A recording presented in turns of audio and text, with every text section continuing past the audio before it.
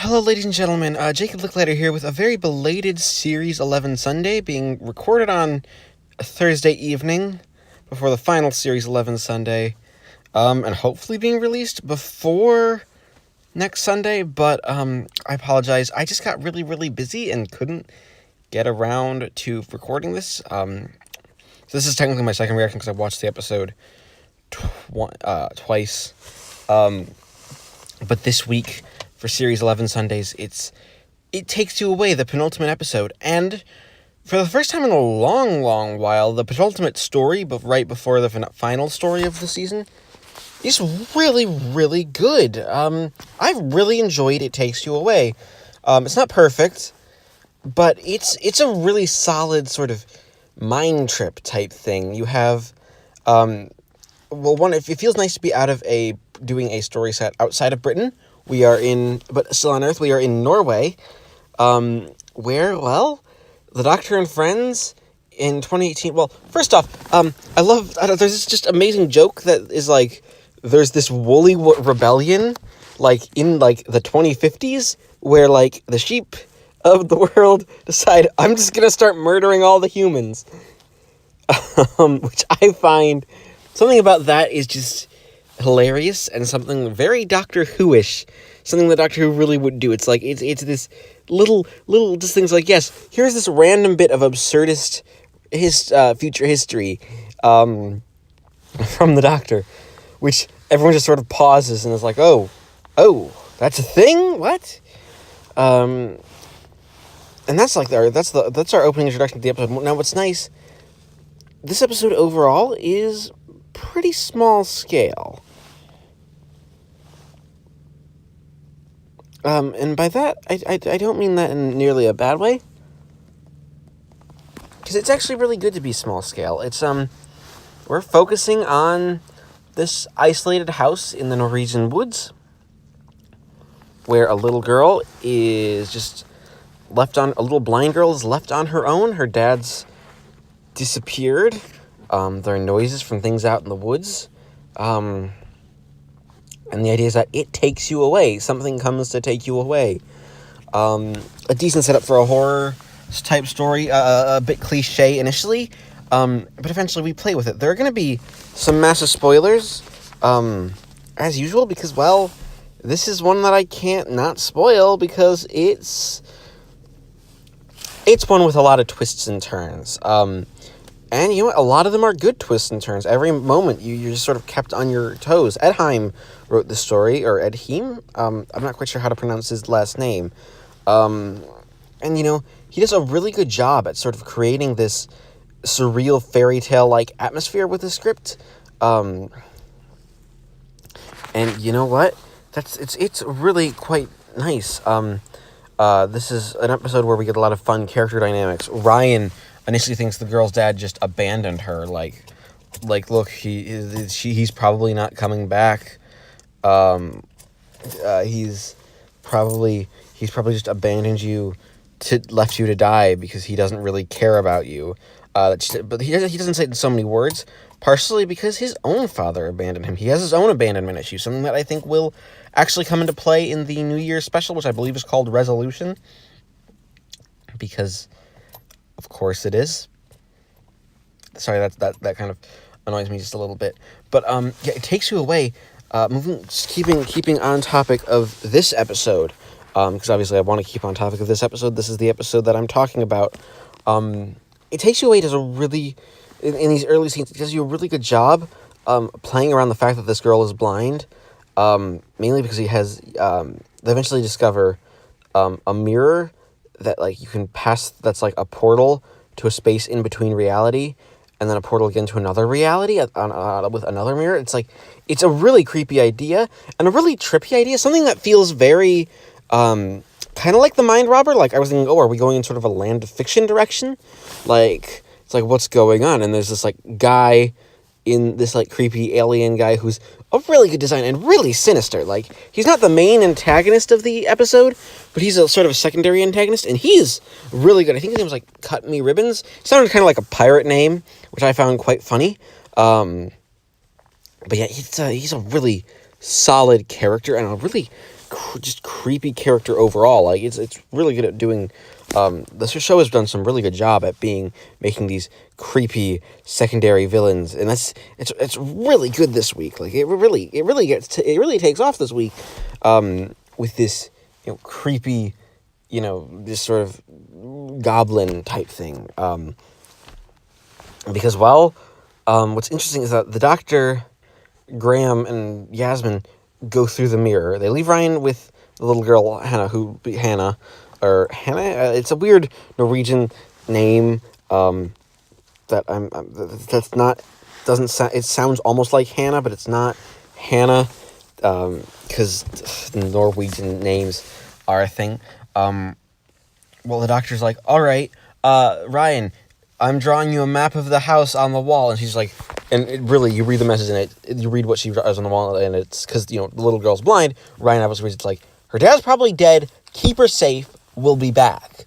And having Ryan and this little girl sort of having just this antagonistic relationship, and he almost underestimates her because he's like, he doesn't think she's dumb enough to do it. But she's smart enough to realize that they're tricking her.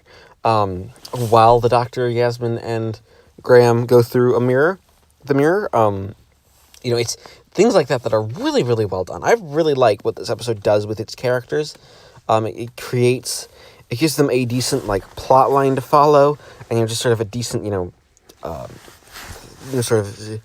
beginning, middle, and end before we actually get to the big stuff. I think it's also funny that Graham actually keeps snacks on him now. He keeps his cheese and pickle sandwich, which is just hilarious. This episode is just filled with little character moments like that. Like Yasmin at one point uses her training as a police officer, and that's actually really fun to see because, it helps give her some character. This is the first time really that I think all three of our companions have equally been used well along with the Doctor. It's all really well done. Edheim knows how to write for three companions.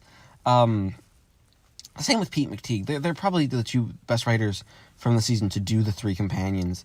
And I'd love to see possibly both of them back in next year. They'd be fun because they both had really good stories. But it's just they're all they are all not only they're really good stories, it's just not just a really good story, it's really fun. We get to this emotional heartbreak of the second half. We get this amazing shift when the so in this space in between, it's basically like a giant cave system. There are these moths that are attracted to light, and they eat flesh, which is a lovely creepy idea, a good horror idea, a very gory idea. We could have gone very gory with it. They don't. They find a mirror, and it turns out it's actually a mirror world. And that's a really big twist, is that's where this girl's dad is, along with her dead mother, brought back from the dead. And what it turns out, and this is your last chance really for spoilings of the really big twist, is that this is sort of like a sentient universe that tries to draw people into it because it's lonely. Which is, a very, very fun idea. It reminds me a lot of the people from the novel The Also People, just a little bit, in sort of the concept of the big anthropomorphic all-powerful universe that doesn't quite understand humans but almost seems like it wants to. Which that's just sort of the vibe I got from the episode, from the villain. I don't remember what they're actually called, though they're getting named dropped a couple of times. And you know what? The actual resolution here is great. You get this gut punch for Graham, because Graham went into space and time because he was trying to grieve for his lost wife. And of course, the universe takes on her form. And we have to, it's a big temptation for him to just not stay with it. Because, he would want to. It's his dead wife. It's something that everyone who's lost a loved one would want to, just to have that second chance at being with the person you love, and love so deeply, and that you've lost. It's a really, really big gut punch, because it's that's how dark we're going? That's where the story's going? I thought we were just doing, a fun adventure with a horror monster. And And I mean, eventually, of course, the Doctor drags them away because it turns out, no, it just wants you. It doesn't actually care about you. Because obviously, the thing for that makes them realize Grace is that Grace, this version of Grace, doesn't care about Ryan, which is like, well, no, she would, who got stuck in between.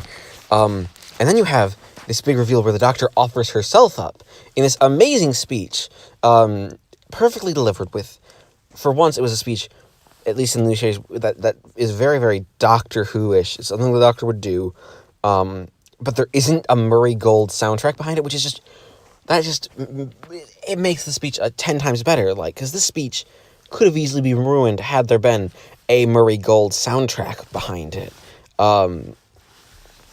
It's a big bombastic "I am the Doctor" speech, sort of type thing, and then, well, it breaks down the whole house after everyone else escapes. The Doctor promises to stay with it, and turns into a frog, which is people complain that's too silly. It's actually really touching. I like the frog with Grace's voice. It feels like something out of like the Also People or one of the more experimental Virgin New Adventures. It's a nice little thing that's feeding off of one of its past sort of victims' previous lives to give itself form because it needs a form. So why not a frog? And you know what? The ending is kind of tragic. It's really nice. And then you have this really nice coda at the end where Ryan and Graham finally accept each other as grandfather and grandson, which is amazingly performed. Really well done. A couple of problems. I think there are points where the pacing is a little off. And honestly, a lot of the stuff in the in-between zone was just a bit too dark. Like, the lighting wasn't very well. Like, it was kind of hard to see what was going on at points, which is just not very good. But, I mean, a lot of the episode was just oozing with creativity. Again, the biggest problem here is just that middle section in the in-between is a bit done. And some of the stuff with what we kind of realized that Hannah's going to beat up Ryan and try to go through the mirror. It's... That was kind of fake tension, like we kind of knew it was coming. But other than that, It Takes You Away was a great episode. I really enjoyed it. I'd probably give it, probably around an 8 out of 10. And I think that's really, I think I've said all I want to say. It's really good. Please, leave in the comments what you thought about it, if you agree with me, if you disagree with me. Sorry again, this is so late, and I'll see you next time when we actually, get the finale. We're already there. I can't believe it. But yeah, next time is the Series 11 finale. Be there.